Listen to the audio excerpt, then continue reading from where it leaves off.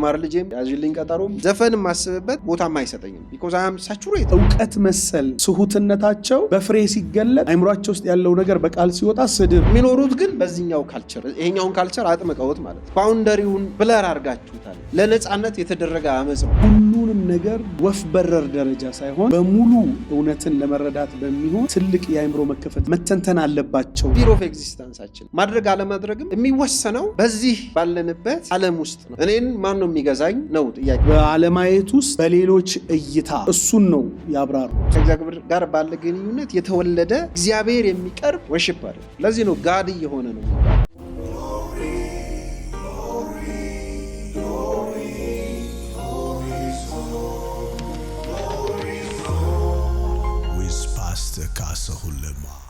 ወደ አንተው ጋር ሄድኩኝ ወደ ማጠቃለያችን እንደሚሄድ እውነት ነው በማህበረሰቡ መካከል እንደ ሞራል ኮምፓስ የሚጠቅሙን ብዙ መልካም ነገሮች አሉ እና ከምንኖርበት ማህበረሰብ ጋራ በእጅጉ የተቆራኘ ህይወት አለ ስለዚህ አንዳንዱ የሚጠቅም ነው ስለዚህ ዋናው ግን ሐሳብ መጽሐፍ ቅዱስ ምን ይላል የሚለው ፊልተር ለማድረግ ከትራዲሽኑ የምናገኛቸው ነገሮች ፊልተር ማድረግ ይጠይቃል ስለዚህ ስነ መለኮታዊ ማዕቀፍ የሚለውን ነገር ለማንሳት ሞክራለሁ ምናልባት አንዳንድ አድማጮቻችን በጣም መንፈሳዊ የሆንኩኝ ወይ ደግሞ በጣም ፋናቲክ የሆንኩኝ እንዳይመስላቸው ሄደው ቼክ ማድረግ ይችላሉ መጽሐፍ ቅዱስ ማንበብ ይችላሉ ኃጢአት ምንድነው የሚለውን ማንሳት ፈልጋለሁ ኃጢአት ምንድነው ለኔ ኃጢአት ምንድነው ብትለይ መጽሐፍ ቅዱስ ኃጢአት ማለት እንደዚህ ነው ብሎ የሚያስቀምጣቸው ነገሮች አሉ ደግሞ ኃጢአትን ደግሞ ሰፊ በሆነ የመጽሐፍ ቅዱስ ታሪክ አውድ ውስጥ ደግሞ ይገልጽልናል ስለ ኃጢአት ምንነት ማለት ኤሰንስ ምንለው ማለት ስለዚህ ባጭሩ ኃጢአት ምንድነው ብትለይ ዲስኦሪየንትድ ዊል ወይም ፓሽን ማለት ነው አቅጣጫውን የሳተ ፈቃድ የሰው ፈቃድ ወይ ደግሞ የሰው ፓሽን የሰው ኢሞሽን ሊሆን ይችላል ወይ ደግሞ ሚስ ዳይሬክትድ የሆነ ዊል የሚለው ትርጉም የኃጢአትን ምንነት ያሳያል ያንጸባርቃል ብዬ አስባለሁ ስለዚህ በዚህ ትርጉም መሰረት ይሄ ነገር ኃጢአት ነው ይሄ ነገር ኃጢአት አይደለም እያልን የምንታረክበት ምን ምክንያት የለም ማለት ነው ምክንያቱም ኃጢአት የሚለው ሰፊ የሆነ ትርጉም ስላለው ማለት ነው ዋናነት ግን ዲስኦሪየንትድ የሆነ አቅጣጫውን የሳተ ሚስ ዳይሬክትድ የሆነ ዊል የሚለው ትርጉም ይመቸኛል መጽሐፍ ቅዱሳዊም ነው ማለት ነው ስለዚህ በጥቅስ የሚብራራ ትርጉም የለውም ኦፍ ኮርስ ኃጢአት አመጽ ነው ይለኛል መጽሐፍ ቅዱስ ለምሳሌ አለማመን ኃጢአት ነው ይለኛል ህግ መተላለፍ ትራንስግሬሽን ኃጢአት ነው ይለኛል በብዙ መልኩ እንደየአውዱ ኃጢአት የሚለው ነገር መጽሐፍ ቅዱስ ያብራራል እነዚህን ሁሉ ግን ሊሸከም የሚችለው እነዚህን ሁሉ ሊያንጸባርቅ የሚችለው ትርጉም ግን መጽሐፍ ቅዱስ ላይ አንድን ሐሳብ በደም ለመረዳት እንድንችል ሐሳቡ ለመጀመሪያ ጊዜ የተጠቀሰበት ቦታ መሄድ ይጠይቃል ማለት ስለዚህ ኃጢአት የት ነው መጀመሪያ ብትለኝ ኤደን ገነት ውስጥ ስለዚህ አትብላ ብላ ጉዳይ አልነበረም በመብላት የተገለጸ ጉዳይ ነው ያ ደግሞ ሚስ ዳይሬክትድ ከጥቅስ ነፃ እንውጣ ለማለት ነው ስለዚህ ኃጢአት ምንድነው ካልን የሰው ከፈጣሪ አገዛዝ ውጪ መሆን ለነፃነት የተደረገ አመጽ ነው ኃጢአት ለኔ ማለት ነው ሰልፍ ሴንተርድ ኢንዲፔንደንት መሆን ሰው ፈለገ ያ ነው የሁሉ ነገር ምንጭ የሁሉ ነገር መነሻና ምክንያት ማለት ስለዚህ መጽሐፍ ቅዱሳችንን ስናጠና ኤግዞስቲቭ ሊስት ኦፍ ሲንስ አይሰጠን ኤግዞስቲቭ ጨርሶ ማለት ነው በቃ ከዚህ ሊስት ውጪ ኃጢአት የሚባል የለም አይለኝም መጽሐፍ ቅዱስ ማለት ነው ስለዚህ ይህንን የኃጢአት ኤሰንስ ምንነት ግን ይዤ መቀጠል እችላለሁ ማለት ነው ስለዚህ አንድ ነገር እንደ ኃጢአት ይቆጠራል አይቆጠርም የሚለው እንግዲህ አድማጭ ይወስን ማለት ነው ስለዚህ መጽሐፍ ቅዱስ እነዚህን የመሳሰሉ ብሎ ሰፊ የሆነ ነገርም ስለሚሰጠን ማለት ነው ስለዚህ ድነት ደግሞ ምንድነው ብትለይ ከኃጢአት ነው አይደል? ኢየሱስ ክርስቶስ ከኃጢአት አዳነ። ከኃጢአት ነው ያዳነ። ስለዚህ በክርስቶስ ኢየሱስ አዲስ ፍጥረት መሆን ማለት ነው። ኮምፕሊት የሆነ ሪኦሪየንቴሽን ነው ማለት ነው። ድነት ምንድን ነው በተለይ ሪኦሪየንቴሽን ነው ማለት ነው። የምን በተለይ የቫልዩ ሲስተማችን፣ አስተሳሰባችን፣ የአመለካከታችን፣ የማይንድ ሴታችን በአጠቃላይ የንጽረት ዓለም ለውጥ ነው የተደረገው ማለት ነው። ሶ ዲስኦሪየንትድ የነበርን ሪኦሪየንት ተደረግን ማለት ነው። ምናልባት የሐዋርያ ጳውሎስ ቃላቶች ሐረጎች ይጠቅሙኝ ይሆናል። ሪደምሽን፣ ሪኮንሲሌሽን፣ ሪስቶሬሽን ምናምን የሚላቸው ማለት ነው። ይሄ እነዚህ ቃላቶች ይህንን ነው የሚያሳየው። ስለዚህ በወንጌል የሰማነው እውነት ኢየሱስ ክርስቶስ የነገሰበት፣ እግዚአብሔር በክርስቶስ የነገሰበት አዲስ መንግስት ተመርቆ ተጀምሯል የሚል ነው። this is the gospel by the way ወንጌላችን ይሄ ነው። ስለዚህ የኢየሱስ ክርስቶስ ጌትነት ይመጣል ማለት ነው ወደ ዲስከሽን ውስጥ ማለት ነው። ስለዚህ ጥያቄው አሁን የሚሆነው who rules the world ማለት ነው። እኔን ማን ነው የሚገዛኝ ነው ጥያቄው መመለስ ያለበት። ከዳንኩኝ በክርስቶስ ኢየሱስ ከዳንኩኝ ሪኦሪየንትድ ሆኛለሁ ማለት ልክ እንደ ሐዋርያው ጳውሎስ ኢየሱስ ክርስቶስን ካገኘ በኋላ ኮምፕሊትሊ ነው ሽፍት ያደረገው ማለት that is salvation። ስለዚህ በወንጌል የሰማነው እውነት ይሄ ከሆነ እንግዲህ የት ነው ያለነው? በእግዚአብሔር መንግስት ነው ያለነው ወይስ ከእግዚአብሔር መንግስት ውጪ ማለት ወይም በሌላ አነጋገር እግዚአብሔር በክርስቶስ ሬን ያደረገበት የነገሰበት ዓለም ውስጥ ካለን ኢየሱስ ክርስቶስ በእርግጥም ጌታ ነው ማለት ነው። ስለዚህ እኛ ሰሚት ያደረግን ነን ማለት ነው። ስለዚህ ክራይስት ኢዝ ሎርድ፣ ክራይስት ኢዝ ኪንግ ማለት እንችላለን ማለት ነው። ይሄ ደግሞ በምላስ የሚነገር ሳይሆን በዌይ ኦፍ ላይፍ በቤተ ክርስቲያን ውስጥ ቢውልድ በምናደርገው ባህልም ካልቸርም የሚገለጽ ነው። ከንግግርም ያለፈ ነገር ነው ማለት ነው። ሮሜ ምዕራፍ 14 ቁጥር 17 ላይ ምን ይላል? የእግዚአብሔር መንግስት በመንፈስ የሆነ ጽድቅ፣ ደስታ፣ ሰላም ነው ይላል። እሺ አሁን ቀደም መንፈስ ስፒር ኦፍ ኤግዚስተንሳችን ነው። ስለዚህ የእግዚአብሔር መንግስት ዲስክራይብ አድርገው ትለኝ በማድረግ ባለማድረግ የሚገለጽ አይደለም። አንደር ዘ ስፒሪት መሆን በክርስቶስ ኢየሱስ ሎርድሺፕ ስር የመሆን ጉዳይ ነው እንጂ የሆነ ነገር የመብላት የሆነ ነገር ያለመብላት ከሆነ ነገር የመራቅ ያለማራቅ ጉዳይ አይደለም ማለት ነው። መራቅም አለመራቅም ማድረግ አለማድረግም የሚወሰነው በዚህ ባለንበት ዓለም ውስጥ ነው ማለት ነው። ከእግዚአብሔር ጋርና ከሰዎች ጋር ባለን ሪሌሽንሺፕ ውስጥ ነው ማለት ነው። ሮሜ ምዕራፍ 12 ላይ ምን እንደሚል ታውቃለህ? በአእምሯችሁ መታደስ ተለውጡ እንጂ ይህንን ዓለም አትምሰሉ የሚለው ይሄ ዓለም የራሱ የሆነ ፓተርን አለ፣ የራሱ ዌይ ኦፍ ላይፍ አለ። ሁሉም ዲመን ነው ማለት ሁሉም ነገር እርኩስ ነው ማለት ግን አይደለም። በዚህ ዓለም ውስጥ መልካምና ጥሩ ነገሮች አሉ፣ ሰዎቹንም ጨምሮ ማለት ነው። ጥሩ ሰዎች፣ መልካም ሰዎች አሉ። ዲመናይዝ አናደርጋቸው። ግን የሚለው ምንድን ነው መጽሐፍ ቅዱስ? ኢሚቴት አታድርጉ። ይሄ ዓለም የራሱ የሆነ ዌይ ኦፍ ላይፍ አለ፣ የራሱ የሆነ ፓተርን አለው ማለት። ስለዚህ እዚህ ካላችሁ እዚህ እንዳለ ሰው ኑሩ ነው ጳውሎስ የሚለው። እዚህ እንዳለ ሰው ለመኖር ደግሞ የአእምሮ የኮምፕሊት ኦሪየንቴሽን ሪኦሪየንቴሽን ያስፈልጋል ነው የሚለው ጳውሎስ። ስለዚህ የቆሮንቶስ አማኞች ችግር ምንድን ነው? እዚህ ሆነው ትራንስሌትድ ሆነው ወደ እግዚአብሔር መንግስት መጥተው የሚኖሩት ግን በዚህኛው ካልቸር ችግራቸው ማለት ይሄኛውን ካልቸር አጥምቀውት ማለት ነው። ይሲ ባውንደሪውን ብለር አድርጋችሁታል፣ ልዩትነታችሁን አጥፍታችሁታል የቆሮንቶስ። ስለዚህ ለምሳሌ አንደኛ ቆሮንቶስ ምዕራፍ 12 ላይ በእግዚአብሔር መንፈስ የሆነ የኢየሱስ ክርስቶስ ጌትነት ጋር ዩሲ ኢፍ ዩ አር ኢን ዘ ስፒሪት ለሎርድሺፑ ገዛለው ማለት ነው እንጂ ሌላ ጉዳይ አይደለም። ስለዚህ ሮሜ ምዕራፍ 14 ላይ የሚለን ይህንን ነው። የዘፈን ጉዳይ በሰፊ የመጽሐፍ ቅዱስ አውድ ውስጥ መታየት ያለበትም ከዚህ የተነሳ ነው። ምክንያቱም ንጽረተ ዓለም ማተር ያደርጋል። ያለንበት ዓለምን የምናይበት መንገድ ማተር ስለሚያደርግ ማለት ነው። ገላትያም ቅድም ብየዋለሁ፣ ጳውሎስ በዘመኑ ካለው ባህል በተቃራኒ እንዲኖሩ ነው ገላትያን እየነገራቸዋለሁ። እዛ ጋር ዘፈን ኮሞስ የሚለውን ቃል ቢጠቀም እነዚህ ሰዎች ጀንታይልስ ናቸው፣ አሕዛብ ናቸው። ስለዚህ እንዲያውም ምን ይላል? እግዚአብሔርን ስታውቁ በእግዚአብሔር ስትታወቁ እንዴት ወደ መጀመሪያው ነገር ትመለሳላችሁ? ስለዚህ የነበርንበትን ዓለም የመሰልንባቸው ነገሮች በሙሉ አሁን አንዳንዶቹ ዲፋይን ተደርገዋል። ለምሳሌ ሜሬጅ በግሪክ ሮማን ካልቸር ውስጥም በአይሁድ ካልቸር ውስጥም የራሱ የሆነ ትርጉም አለው። ሐዋርያ ጳውሎስ ይህንን ሜሬጅን የሚባለውን ነገር ግን ሪዲፋይን አድርጎታል። ናው ኢየሱስ ክርስቶስ ነው። ኤፌሶ ምዕራፍ 5 ላይ በክርስቶስና በቤተክርስቲያን መካከል ባለው አውድ ውስጥ ነው ጋብቻን ሪዲፋይን ያደረገው ማለት።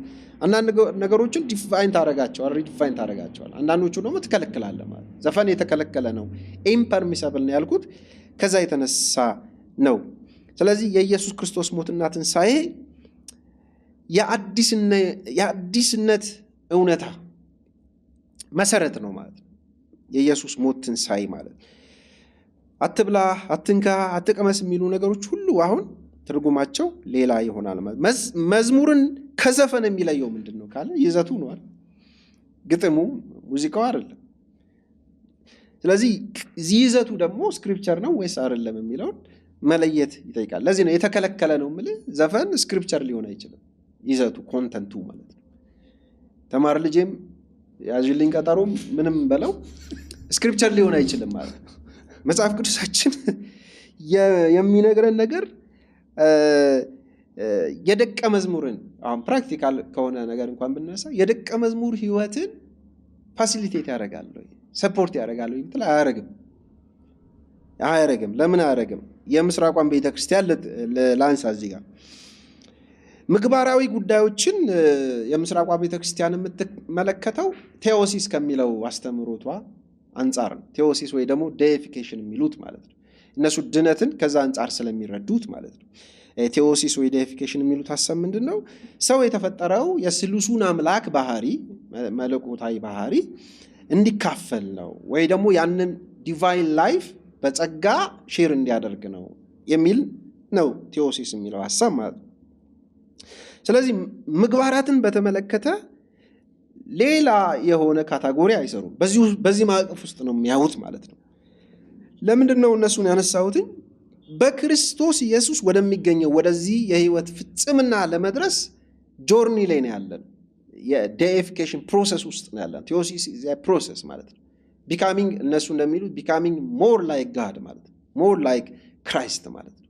በዚህ ጆርኒ ውስጥ ያለ ሰው እነሱ ምግባራትን በዚህ ማዕቀፍ ውስጥ ስለሚያዩት ምግባራት፣ መልካም ምግባራት ወደዚህ ፍጽምና ለመድረስ የሚደረገውን ጉዞ የሚያግዙ መሆን አለባቸው፣ ፋሲሊቴት ማድረግ አለባቸው ማለት ነው። እንግዲህ ሞር ላይክ ክራይስት ሞር ላይክ ጋድ ለመሆን ዘፈን ይጠቅመኛል አይጠቅመኝም የሚለውን እንግዲህ መወሰን አለበት ሰው ማለት ነው። ስለዚህ 3 ነገሮች ለማንሳት ይሞክራል። የእግዚአብሔር ቃል ነው። የእግዚአብሔር ቃል ይሄ ቅድም ሞራሊ ሪኳየርድ የሆኑ ማለት አስፈላጊ የሆኑ ማለት ነው። ህግ የምንለው ማለት ነው። የሚከለክልህ ነገር አለ። ህግ ስታጣ አትግደል፣ አትስረቅ ይላል። እነዚህም በተመለከቱ ህግ ነው። ጥበብ ደግሞ በተመለከተ ፕራክቲካል ዊዝደም ያነሳሉ ማለት ነው። ፍሮኔሲስ የሚል ነው። ፍሮኔሲስ የምንላቸው ፈላስፎቹ የሚሉት ማለት ነው።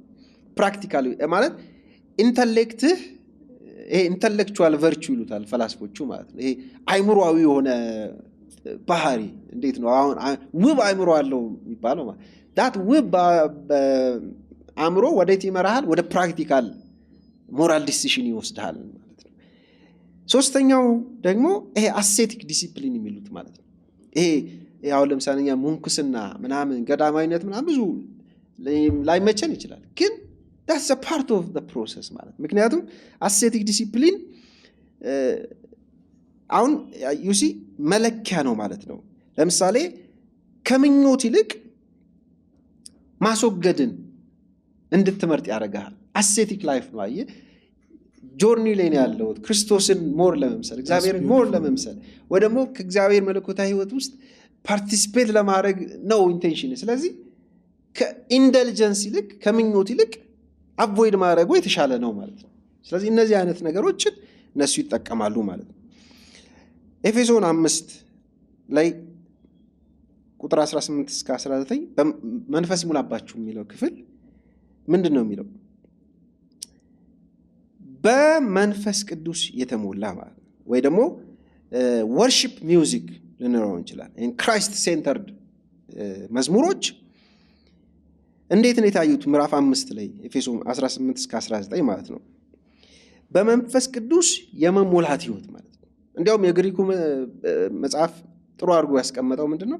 መንፈስ ይሙላባችሁ፣ በወይን ጠጅ አትስከሩ፣ እንደዚህ አድርጉ ነው የሚለውና መንፈስ ይሙላባችሁ መታች ዘምሩም እኩል ትእዛዛት ይመስላል አይደለም። መጽሐፉ ኤፌሶን የሚለው ምንድነው? እንደዚህ ስታደርጉ መንፈስ ይሞላባችኋል ነው የሚለው። ስለዚህ ክራይስት ሴንተርድ የሆኑ ሶንጎች ንግግርም ሊሆን ይችላል እርስ በርስ መንፈስ ቅዱስን የምንሞላበት፣ በሌላ አነጋገር በመንፈስ ቅዱስ ቁጥጥር ስር የምንሆንበት መንገድ ነው የሚለው። ሌላ አሁን ፓራዳይም ነው እንግዲህ እየሰጠን ያለው መጽሐፍ ቅዱስ፣ ባውንደሪ ያበጅልን፣ ከዚያ አትለፉ ነው። በመዝሙር በመንፈሳዊ ቅኔ ቆላስይስ 3 ከ16 እስከ 17፣ አንደኛ ቆሮንቶስ ምዕራፍ 10 31 ላይ በመዝሙር በመንፈሳዊ ቅኔ ብሎ ይናገራል መጽሐፍ ቅዱስ። የእርስ በርስ ግንኙነታችን ባውንደሪ እንደሆነ ይነግረናል። እናንተ ስንገናኝ ወይ ደግሞ የእምነት ማህበረሰቡ ሲገናኝ this is a boundary ሪሌሽንሺፓችን በዚህ ባውንደሪ ውስጥ ነው የሚታየው ይለናል። ከዛ ደግሞ በጣም የሚገርመኝ ቆላስይስ 3:16 ሲጀምር የጌታ ቃል በሙላት ይኑርባችሁ ነው የሚለው። ምን ማለት ነው? በሙላት ይኑርባችሁ ሸምድዱ ጥቅስ ያዙ ሳይሆን let the word of God or let the word of Christ የክርስቶስ ትምህርት ነው፣ ወንጌልም ልትለው ይችላል። ኢፌክቹዋል ሆኖ አክቲቭ ሆኖ የሚሰራ ሆኖ በእናንተ ህይወት ይሁን።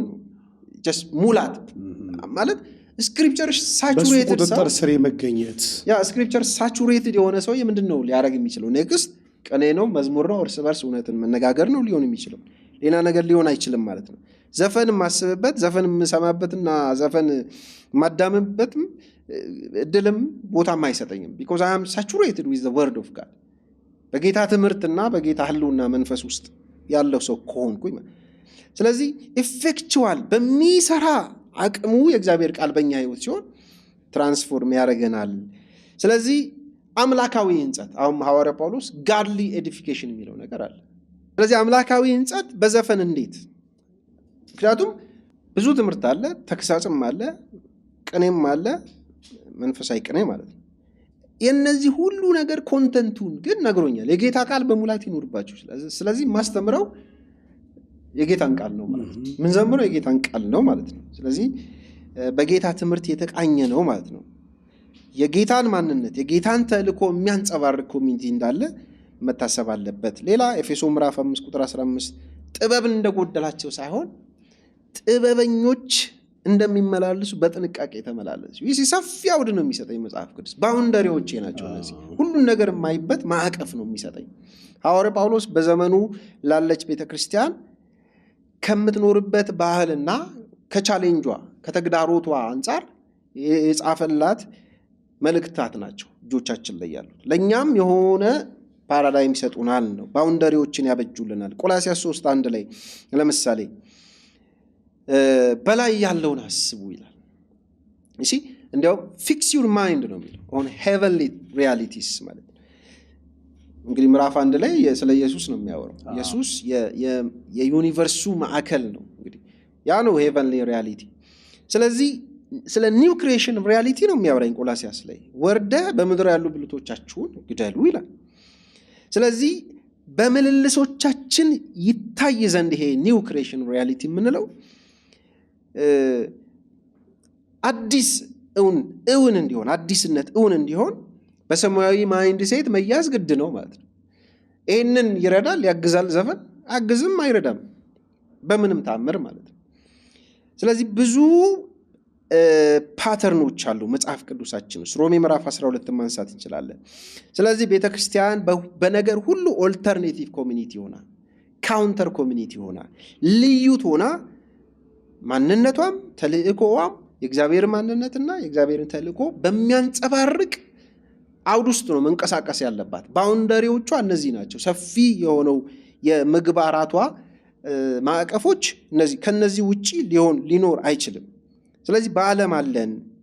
ዓለም ውስጥ ደግሞ እንደምንኖር ግልጽ ነው። ግን ከዓለም ጋር ደግሞ እንትን አለበት፣ ጠብ አለበት። የሆነ መሀል ላይ ባውንዳሪ መሰመር አለበት ማለት ነው።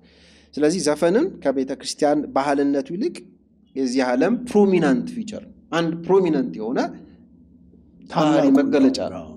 ስለዚህ የቤተ ክርስቲያን ሊሆን አይችልም፣ የቤተ ክርስቲያን መገለጫ ሊሆን አይችልም። ምክንያቱም ባህሪዋም ተልእኮዋም ለዛ ቦታ ስለሌለው ያንን ሊያስተናግድ የሚችል ቦታ ምንም ቦታ ስለሌለ ማለት ነው።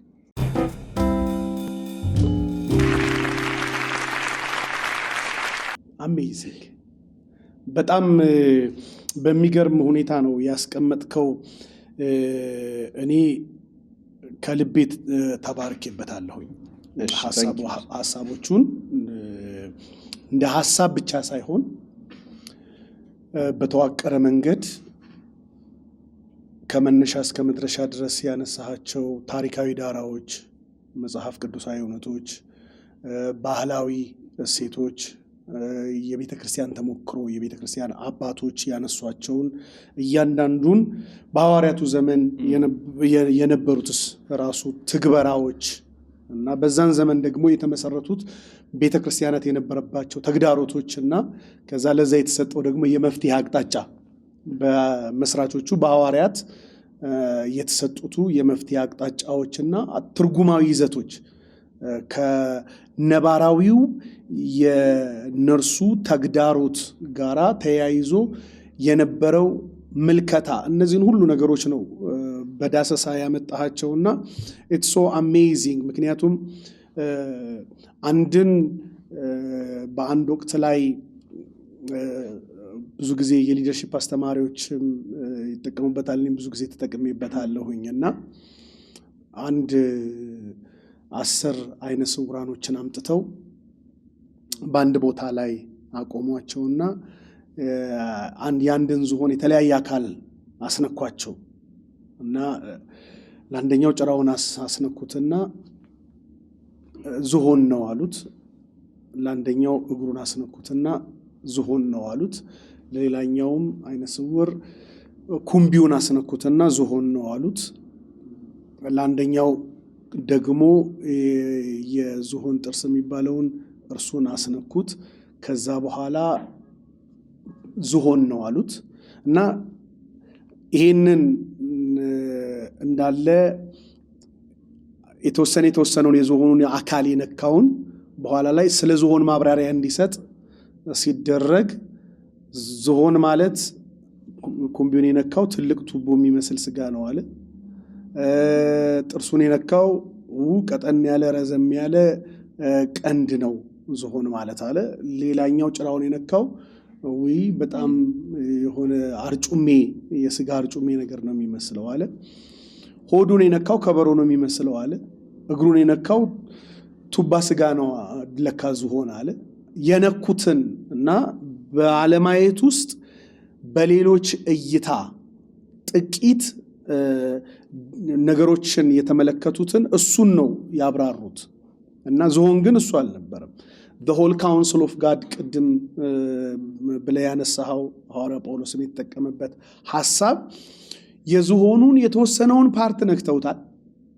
የዝሆኑን ሙሉውን ነገር ግን አላዩትምና አላወቁትም። ስለዚህ ዝሆኑን በአንድም ይሁን በሌላ ሚስ አድርገውታል። the whole truth, the whole counsel is missed already. አሁን ልክ በእንደዛ አይነት መንገድ እየተተነተኑ ነገሮች አደጋቸው ከጥቅማቸው ይልቅ ጎልቶ እየወጣ ስለሆነ ሁሉንም ነገር በወፍ በረር ደረጃ ሳይሆን በሙሉ እውነትን ለመረዳት በሚሆን ትልቅ የአእምሮ መከፈትና መሻት መተንተን አለባቸው ብዬ ስለማምን ነው ልክ እንደዚህ ከሁሉም አግባብ ውይይቶች እየተነሱ ያሉት እና አንዳንድ ሰዎች በዚህ ራሱ ፕሮግራም ውስጥ ሲሳተፉ ለሚፈልጉት ነገር የተስማማ ግብአት መስሎ ሲሰማቸው እንደ አዋቂ ራሳቸውንም ቆጥረው ከዛ ያንን ዕውቀታቸውን በስድብም በዘለፋም ጭምር የሚያጸድቁቱን አብዛኛውን አይቻለሁኝ እና ግቡም ምን እንዳደረጋቸው አይቻለሁ እና አገኘ ሐሳቤ። ምክንያቱም የሚከተሉት ዕውቀት መሰል ስሁትነታቸው በፍሬ ሲገለጥ አይምሯቸው ውስጥ ያለው ነገር በቃል ሲወጣ ስድብ፣ ዘለፋ እንደነዚህ አይነት ነገሮች ናቸው የሆኑት። ለምን ተግባራዊ ያደርጋል ዕውቀት እና ለዚህ ነው ሙሉ ምልከታ እንዲኖረን ኃላፊነት ስለሚኖር ያንን በዚህ ደግሞ የመማማሪያ መድረክ ላይ እንዲህ አይነት ሀሳቦችን እንድናነሳ የፈለግኩት በጣም በሚገርም ሁኔታ ነው ያስቀመጥካቸውና ሀሳብ አስተያየቶች ያላችሁ ወገኖች አንስታችሁ መጥታችሁም በዚህ ጥያቄዎቻችሁንም ምላሾቻችሁንም ማቅረብ እንደምትችሉ እያሳወቅን እንግዲህ የኤአይን ሙዚቃ መጣልን ወይንስ መጣብን ወይንስ ጠቀሜታው ወይንስ ጉዳቱ ክስተት ነው ወይንስ ደግሞ ጉዳት ነው የሚለውን ነገር እስኪ እኔ ሾርት ነገር አንስተው ከዛ እንሄድበታለን ኔክስትም ላይ ስንገናኝ። ኦኬ ኤአይ ከትርጉሙ ለመነሳት አርቲፊሻል ኢንተለጀንስ ወይ ደግሞ ሰው ሰራሽ አስተውሎት ይሉታል እና ካይንድ ኦፍ ሲሙሌሽን ነው ወይ ደግሞ የሰው ሪፕሊካ ማለት ነው እና ሰው የሚሰራውን ስራ እንዲሰራ አድርገው ተመራማሪዎች የፈጠሩት ቴክኖሎጂ ነው። ስለዚህ ጠቃሚ የሆነ ቴክኖሎጂ ነው ማለት ነው። ዋናው ሀሳብ ግን ምንድነው? ሰውን ሪፕሊኬት ያደርጋል፣ ሰውን ሲሙሌት ያደርጋል ተብሎ የሰውን ስራ እንዲሰራ በሰው ካፓሲቲ በሰው አቅም እንዲሰራ ተብሎ የተፈጠረ የቴክኖሎጂ ውጤት ነው። እንግዲህ በሕክምና ውስጥ ብዙ ጥቅም ላይ ውሏል። በምንድነው ሚሊታሪ ውስጥ በተለያየ ቦታ በጣም ስራዎችን አቅልሏል። በፍጥነት በጥራት በፕሪሲሽን ይሰራል። ጉዳዩ ግን ያመጣው ጉዳት ነው። በተለይ ደግሞ አንድ ይህንን የሚያጠኑ ሰዎች በተደጋጋሚ የሚያነሱት አንድ ኮንሰርን አለ። ያም ኮንሰርን ምንድነው? ዋት ኢዝ ሂውማኒቲ ዘን የሚለው ማለት ነው። ስለዚህ ሰውን ዲሁማናይዝ የሚያደርግ ነገር እንደሆነ የሚያነሱ ሰዎች አሉ ማለት ነው። ስለዚህ ወደ ቤተክርስቲያን ውስጥም መጥቷል። ወደ መንፈሳዊ ልምምዶቻችን ውስጥ ቀርቧል። ስራ ይሰራል ተብሎ ነው የሚታሰበው፣ ግን ወደ እግዚአብሔርነትም እያደገ እንደሆነ ሰዎች ሙሉ ለሙሉ ሶቨሪን የሆነ ማሽን ነው፣ እዛ ላይ ጥገኛ የመሆን ነገር አለ። እንደዚህ አይነት አዝማሚያዎች የጸሎት መልስም ሙሉ እኮ የሚሰጥ እኮ ጂሰስ አለው የሚዘምር ብቻ። ሃራሪ የሚባል ሰው ምን ይላል መሰለህ? AI can create new ideas, can even write a new Bible ይላል። ስለዚህ ትልቅዬ ተግዳሮት ይዞ መጥቷል። ጥቅሙን ብቻ አይተን መልካም ነገሩን ብቻ አይተን ዘው ብለን የምንገባበት ነገር አይደለም። ስለዚህ የሆነ ኢቲካል የሆነ ጋይዳንስ ከሌለ ኮንትሮል የምናደርግበት በጣም ዲቫስቴቲንግ ነው ብዬ አስባለሁ። እና ከነዚህ ጉዳቶች አንዱ የሂውማኒቲን ሪዲፋይን እያደረገብን ስለሆነ ማለት ለምሳሌ ትራንስ ሂውማኒዝም የሚባል ነገር አለ። እነዚህ ሰዎች ምንድነው የሚሉት? ኦፍኮርስ እየሰሩ ነው ስራቸውን፣ ግን ምንድነው ሰውን ማሻሻል፣ የሰውን ተፈጥሮ ማሻሻል እና ሰውን ሱፐር ሂውማን ማድረግ፣ ሰውን መቀየር፣ የሰውን ካፓሲቲ ወደ ማሽንነት የመለወጥ ሁሉ አጀንዳ ይዘው የሚንቀሳቀሱ ሰዎች አሉ። መጨረሻ ላይ ሄዶ ለምሳሌ እኛን ከማሽን የሚለየን በአንድ ነገር ብቻ ነው። አሁን ብለርድ ሆኗል ልዩነቱ ምንድነው? ማሽን እነሱ የሚሉት ኮንሽስነስ የለውም። እኛ ነፍስ ምናምን መንፈስን የምንለው there is no consciousness በማሽን ውስጥ። ግን ያንን ለመፍጠር ደግሞ እየተጣጣሩ ነው። ምክንያቱም ማሽን በራሱ እንዲሰራ AI በራሱ እንዲሰራ ለማድረግ ማለት ነው። ይሄ ደግሞ ህመምን፣ በሽታን፣ የሰውን ሟችነት ሁሉ ይለውጣል ብለው ተስፋ ያደርጉ ይሰራሉ። ግን አንዳንድ ደግሞ በተለይ በስነ መለኮት አካባቢ ያሉ ሰዎች ኢትስ ኢምፖሲብል ይላሉ። ኮንሽስነስን መፍጠር አይቻልም ይላሉ። እና ሃራሪ የሚባል ሰው እንደሚለው አሁን ትግሉ ኮምፒቲሽኑ በኦርጋኒዝምና በነን ኦርጋኒዝም መካከል ያለ ፋይት ነው ይላል፣ ባትል ነው ይላል። ለምሳሌ እኛ እንተኛለን፣ እንበላለን፣ እናርፋለን። ማሽን ግን AI ግን የለም እንደዚህ 24 ሰዓት ሊያውም በፍጥነት በፕሪሲሽን ይሰራል። ሰው ደግሞ ድካም አለበት፣ ያርፋል፣ ይደክማል ምናምን። ይህንን ሁሉ ኦቨርቴክ ያደረገ ነገር ነው እየተሰራ ያለው። ስለዚህ ሰው ይህንን ኮምፒት ማድረግ ይችላል ወይ ነው ወደፊት። ይህንን ሊያሳዩ ቀዳሚ ፊልሞች አሉ። ለምሳሌ ማትሪክስ የሚባል፣ ከማትሪክስም በፊት ፕሪዲክት ያደረጉ መጽሐፎች አሉ፣ በልቦለድ መጽሐፍ የተጻፉ ማለት ነው፣ ፊክሽን ሙቪስ የሚባሉት እነሱ። ስለዚህ ሰውን ብቻ ሳይሆን እግዚአብሔርንም እየተካ ነው የሚል ኮንሰርን የሚያነሱ ሰዎች አሉ። ስለዚህ ሜዲካል ውስጥ ቢጠቅምም ግን ዋይዝሊ ካልተጠቀምበት አደጋው ከባድ ነው ማለት ነው።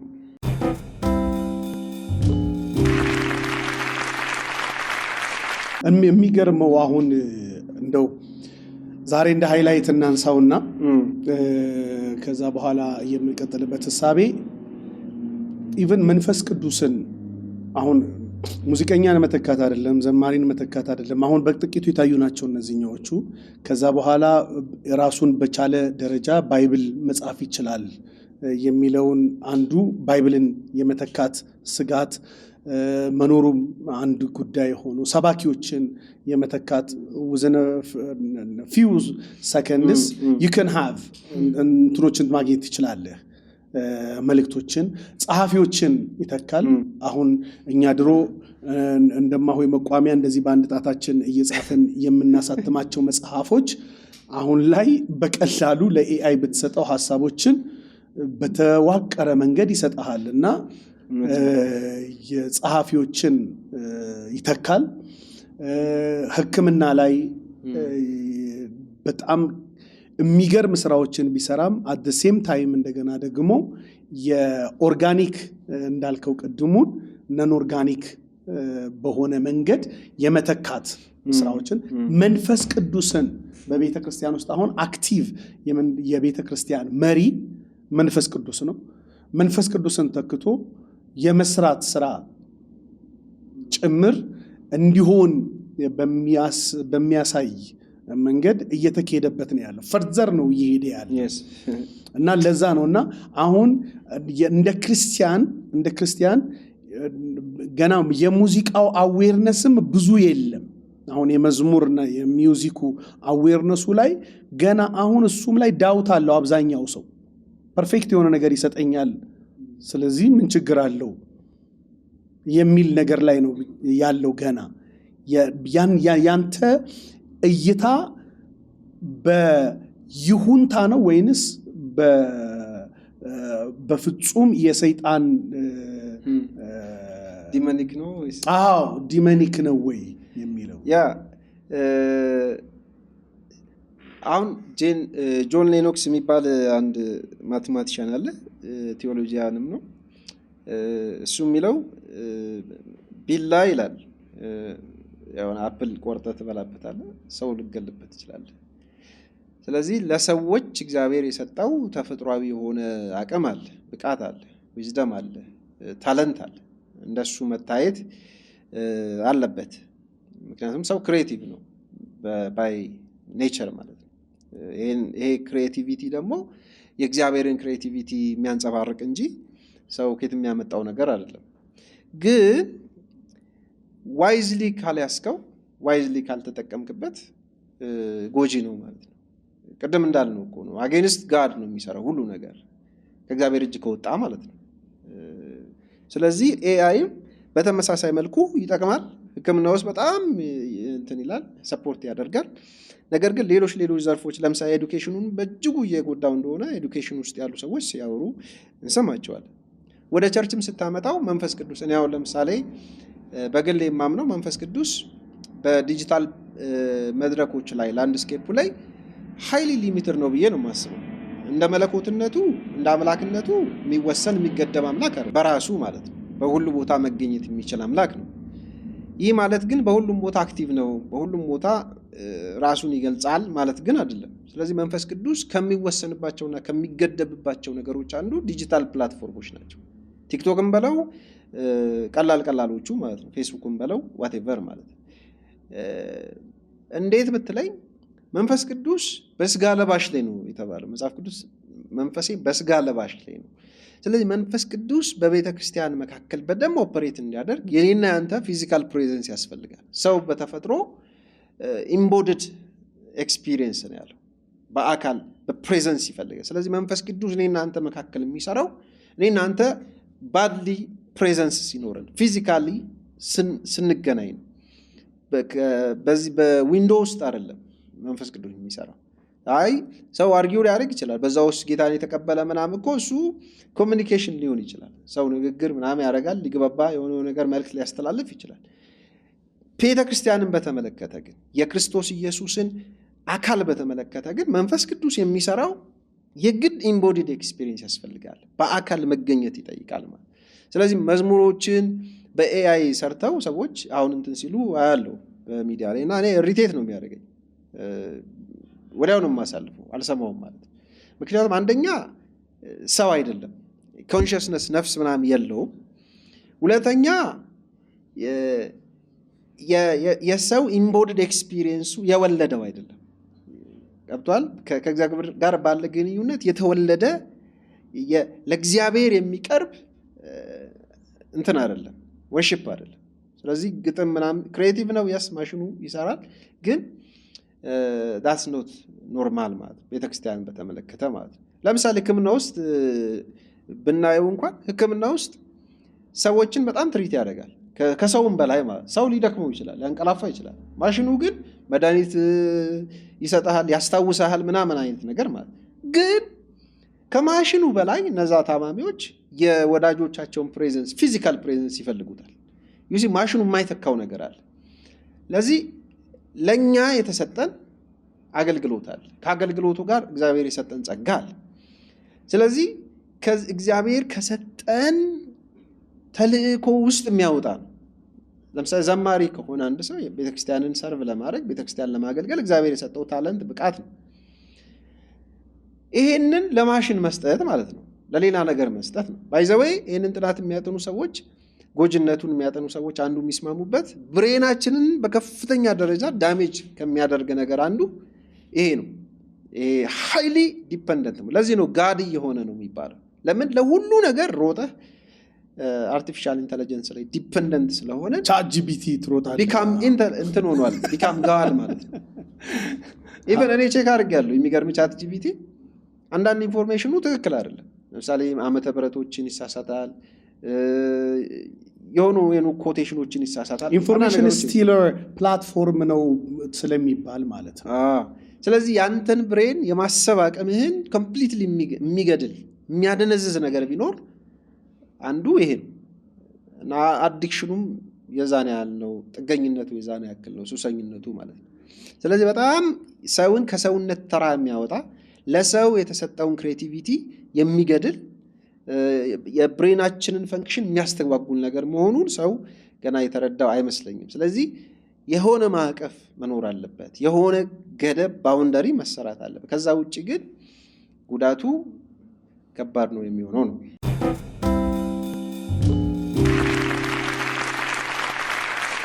አሁን እንግዲህ ወደ ማጠቃለያ እየሄድን ነው። እንግዲህ በሚቀጥሉት ጊዜያቶች በደንብ በጥልቀት የዚህን ጠቀሜታ ደግሞ አለው የሚሉ ወገኖችንም እሳቤዎችንም ይዘን እንቀርባለን። እንደዚሁ ልትደውሉልን ልትጽፉልንም ትችላላችሁ። በዓለም ላይ በአሁን ሰዓት ላይ በአመራር ደረጃ እንኳን የሀገሩን ስም በትክክል ባላስታውሰውም በሚኒስትር ማዕረግ የኤአይ ማሽን ጥቅም ላይ ውሏል። ጠቅላይ ሚኒስትር አይደል ዱፕሊኬት ይደረጋል። በእንደዛ አይነት መንገድ የዛን ያህል ደረጃ ተካሂዶበታል። በሚሊቴሪ ሳይንስ ውስጥ ከፍተኛ ስፍራዎች በዛ እየተወሰዱ ነው ያሉት።